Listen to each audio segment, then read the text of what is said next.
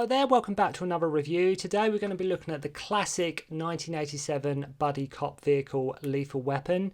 I'm trying to mix it up a bit with some of my reviews, trying to, do different films from different genres and trying to do some of the classics at the same time. So I thought, why not have a look at Lethal Weapon and just go into sort of my review in it. Do I enjoy it? Is it a good movie? That kind of thing. Directed by Richard Donner, obviously starring Mel Gibson and Danny Glover, and written by Shane Black. Gary Busey also is in this movie. Apparently, the original draft of this film was a lot darker. There was a lot more. It was a lot grittier, and I think a lot of the action scenes were meant to be quite bigger. And I think there was going to be a lot more explosions. That's not to say there isn't great action in this movie, because there is, but I think the original script of this movie, it was going to be a lot bigger, a lot more explosion, a lot more destruction, but obviously maybe due to budget constraints and production, it's not necessarily how it was in the script. Obviously Mel Gibson and Danny Glover in this as Murtaugh and Riggs, absolutely amazing, work really, really well together. Sort of the chemistry between the two, it's sort of that's the magic of the Lethal Weapon movies. It's just, and it never really dies out, that chemistry in all four of them, the films. It's that dynamic between the two is always there, and just the way they sort of bounce off each other in the rhythm of the dialogue, it just works so well. I think within a couple of hours, when they were sort of auditioning for the roles of Riggs and Murtaugh, I think they basically knew, I think Richard Donner said once that they knew within a couple of hours that these were the guys for the job. They knew that, you can't fake this kind of chemistry. They knew these two were just going to hit it off, and there was something special there, and the chemistry was there. So yeah, we're getting into Lethal Weapon today. What I think about it, reviewing one of the classic buddy cop movies. So basically the film opens with this girl. She's doing sort of lines of coke in a sort of hotel room, and then she ends up sort of flinging herself off the balcony, killing herself, committing suicide. Then we are introduced to Roger Murtaugh. We learn he's a family man. It's his birthday. He's just turning 50. So he's got all this going on, and then we sort of cut to Riggs, and he's sort of smoking, drinking, waking up alone in his trailer. And the contrast between the two characters is very different. On the one hand, we got sort of a bit of an older but happier sort of family man who loves his family. He's content with the people around him. He's surrounded by love and people that are there. Then you've got Riggs, who says not looking after himself. He's smoking, drinking. He's, like I say, the complete opposite of Murtaugh. And obviously in this film, the two characters haven't met yet. We get the introduction of Martin and Roger in this film. We get to see how they meet, how their relationship started, and just like I say, what sort of developed over the course of the four movies. Very different people. We also learn that Riggs is suicidal, putting his gun to his head and his mouth. And one great thing about Mel Gibson is he can act emotion really well. If you look at the scene where Riggs is just sitting down, and he's got, obviously, because I say he's lost his wife, he's thinking about killing himself. He doesn't see the point in living anymore, and the only thing that sort of keeps him going is the job and what he does. When that scene where he's sort of, you think he's going to blow his brains out, or he's going to put the bullet through his mouth, there's no dialogue in that scene at all. It's just Mel just acting, just with the camera on him, if you're suicidal. And just like I said, when you see that emotion and pain on his face, it really does come through.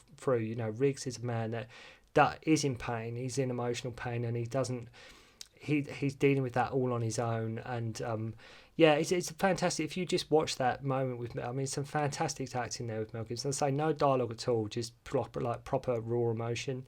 And then we find out later on that the drugs the girl took were actually laced with something else, which actually makes it murder. So they think the girl was murdered, that flew herself out of the building. Murtaugh finds out Riggs is going to be his new partner, obviously. The girl's father, Michael Hunsaker, played by Tom Atkins, who is from a lot of horror films. Just like one off the top of my head, he was in The Fog. He's been in so many films. He knows Roger sort of from the Vietnam days, and wants him to kill the people that killed his daughter. Then they go to question sort of a prostitute who they think are cutting a few bits here and there, but then they go to question a prostitute who think sort of had something to do with it.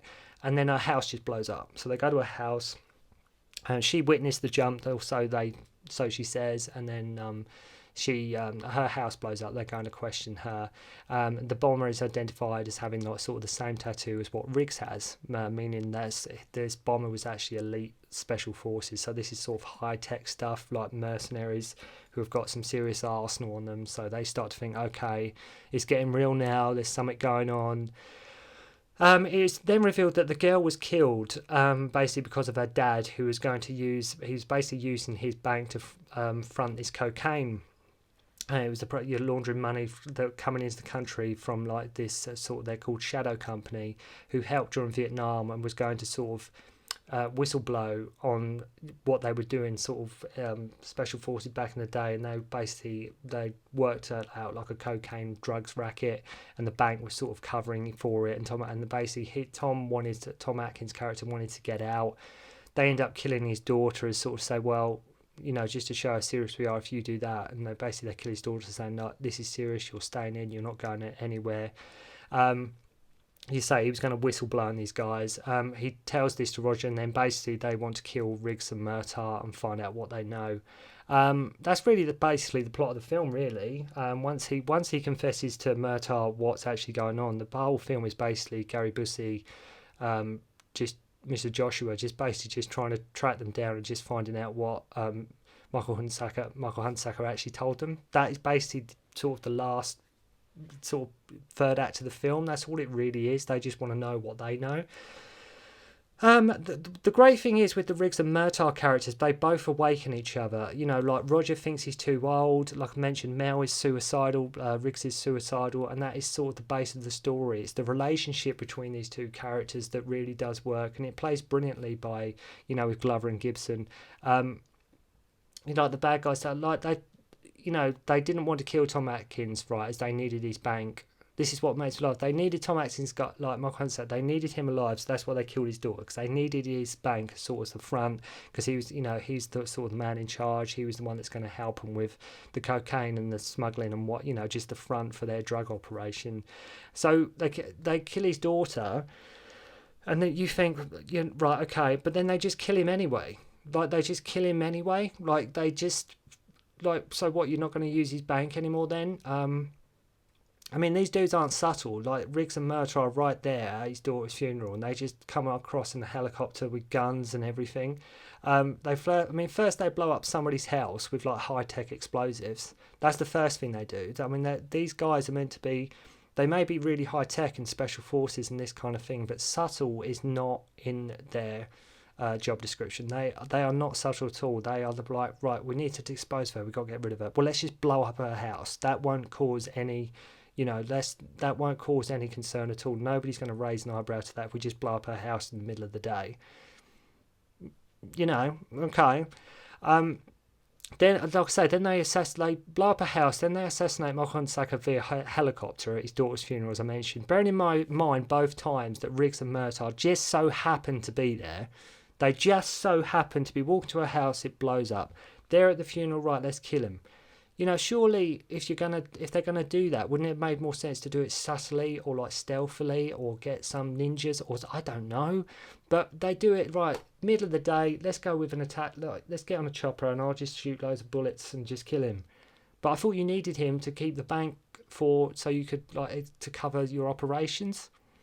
I don't know. Maybe I'm missing something there. Maybe somebody can explain it to me. Like I say, bearing in mind both times Riggs and Murtaugh are there, I mean, it's very subtle, these guys. And when they go to get Murtaugh's kidnapped daughter back, they bring the chopper again. I mean, these guys love the chopper. They've always got to bring a chopper along. And it just makes me laugh. At one point, the boss says, we better turn up the heat. What, so, like, blowing up houses and sort of attacking people at funerals via a helicopter and machine guns and that's, you haven't turned up the heat enough yet? It's like, okay. I would say it's pretty much turned up as it is. Another thing I love is how Roger always has time to sort of... This isn't me picking on Lethal Weapon, by the way. It's just little things I notice about the movie. I know it's just an action 80s flick and it's good fun and I love Lethal Weapon, but it's just little things I notice that there's bits you sort of raise, or I do after I've seen it, because I've seen it so many times, you sort of raise an eyebrow to. like, I love how Roger always has time to sort of cuddle his family, come home, have dinner with his family, make time for his family. It's just what makes me laugh about that is, you know, he has breakfast, he has dinner, he can go to work, he can get shot at, he can deal with drug dealers, suicides, and not be dealt with like being tired or stressed out or, you know, worried about it or on the edge or just panic stricken. He's just like, he's always, the Murtaugh family always have time. They, no matter what is going on, they got time to kiss and cuddle, and like, you know, gets home in the evening still in time for dinner, so his hours can't be that long. Little things like that. He just, no matter what is going on with Roger Murtaugh, he always is able to just sit down with his family and just have a nice meal, all of them. Even though, like today, some guy nearly shot me. And like today, you know, I'm dealing with, like I say, suicides and bombs and all this. It's just like, my nerves would be totally gone if I like had their job. You know, I don't know how he, like I say, makes the time and how he just keeps so calm. Best scene in the film to me is after Riggs says the suicide jumper and Murtaugh and him have it out about his reckless attitude. I mean, fantastic acting here in this scene.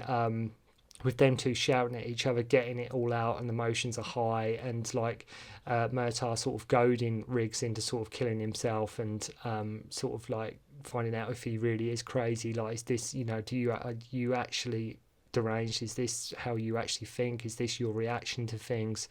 You know, and because of his reckless attitude, you know, basically fantastic acting from the pair of them. Even, like I say, going to pull the trigger, very tense. And he reveals as well that he's got a special bullet for it, and when he does, you know, and when he does it, which he gives to Roger at the end, and it's sort of a sign of a redemption for Riggs, like sort of, you know, you saved me, you've made like sort of my job and my life and what I do worthwhile, like, and that's what, there's a little bit of pathos there at the end. They sort of both saved each other in a way, because Roger's always, you know, basically saying he's too old for this and things like that. But I think that the two characters just keep each other going. I think that's the, if you, like I say, if you look at them, like Roger Murtaugh and Martin Riggs as characters, they're sort of helping each other, like, keep going, and I think that's what works. So yeah, I mean, a few little niggles with the film. I know it is a classic. I know people. I mean, and I'm one of them. I love this movie. Like, why do bad guys always forget to tie up good guys? They always forget, so like in the torture scene, when like Riggs is being like electrocuted and that sort of torture. Why do they always forget to sort of tie up these people's feet? You know, he's hanging there. You'd think, right, let's make sure he's definitely tied up. Do the classic, let's not tie his feet. I'll leave you alone with him, so it's just him and one of the henchmen. And you think, right, okay, it probably could have been avoided, but you know, it's a plot convenience. I get that, not a problem. I love how it's the middle of the week as well at one point, and they can both just go home, like to Roger's place, and both drink a 6-pack of beer and still get up for work the next day without, you know, no paperwork, no hangover, and I think it's a 6-pack of beer they both drink. But basically just having any beer on like the middle of the week, and then right, got a bit of station at God knows when, got to go and chase bad guys, that kind of thing. You know, you'd think you'd want to be sort of focused with sort of no alcohol in your system, but at the same time, if you've been shot at all day and, like I say, you've had a house sort of explode in your face, you probably might want a stiff drink when you get home. So I sort of might let them off that one. The end fight between Joshua and Riggs, though cool, I'm surprised all the cops around them weren't sort of taking bets, cheering and drinking beer at the time, because it's sort of like, let's just watch Riggs and Gary Busey playing Joshua. Just like, let's just watch them duke it out on the thing. You know, it's at the time, I'm sure it was cool. Watching it again now, it does go on a bit too long. I mean, it's a cool scene. Don't get me wrong. It's a really cool scene at the end of the film. But it's I just think it's a bit, like I say, I'm surprised. But like I say, all the cops around them as they're watching them have this scuffle, were not taking bets and, you know, cheering and having Doritos and beer, and it's sort of that. It just looks like frat boys just having, you know, just a fight on the lawn. I don't know. And there isn't really many goons or henchmen in their operation. They don't seem like a big, massive, like the enemies, the gang. They don't seem like a big, huge.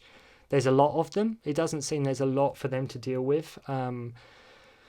you know, at the end of the film when they sort of break free of the torture, they rescue his daughter and it goes onto the streets. A really cool action scene there. It really does work well. And Riggs running down the street with, you know, basically just flashes his badge at anybody. It's like, I'm a cop, right, let me through. I'm a cop, let me through. Don't even check if the badge is real. It's like, right, okay.